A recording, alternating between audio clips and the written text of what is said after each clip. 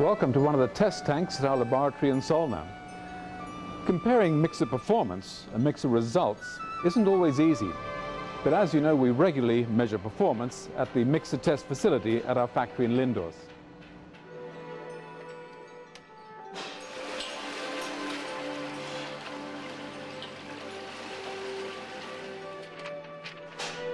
But data's one thing. We wanted to find another way to show that there can be major differences in performance even between lookalike mixers. To demonstrate this visually, we put together a test rig. What we have is simply an articulated swing. In the lower end of the swing, two mixers are mounted. They work in opposite directions. The mixer with the larger thrust will win this battle, deflecting the swing over to the other side. The swing is fixed to an overhead crane above the test tank. The mixers are connected to power meters so that we can check their power consumption while they're running. To demonstrate the function of the swing, we mounted two flight mixers of different capacities to the swing.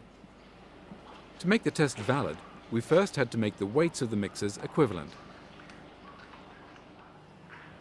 And of course, since one of the mixers is stronger, the swing deflects quite dramatically.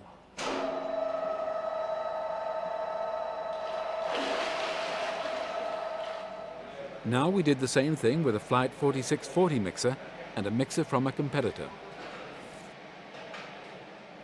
At first glance, they look quite alike.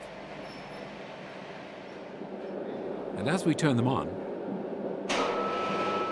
we can see that these two mixers produce more or less the same thrust. But when we checked their power consumption, there was a big difference. So even if the two mixers are about equal in capacity, their power consumption rates are very different. And that difference will end up on the electricity bill.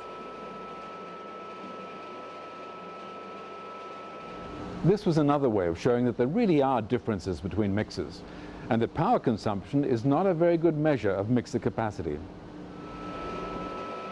Now, the difference in power consumption between these two mixers producing the same thrust was about 1 kilowatt.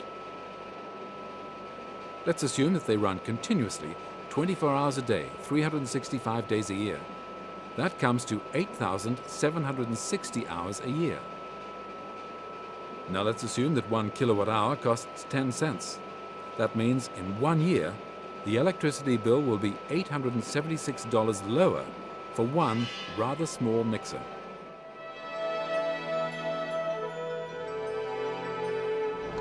Well, that was the test. Another way of showing that there really are differences between mixers.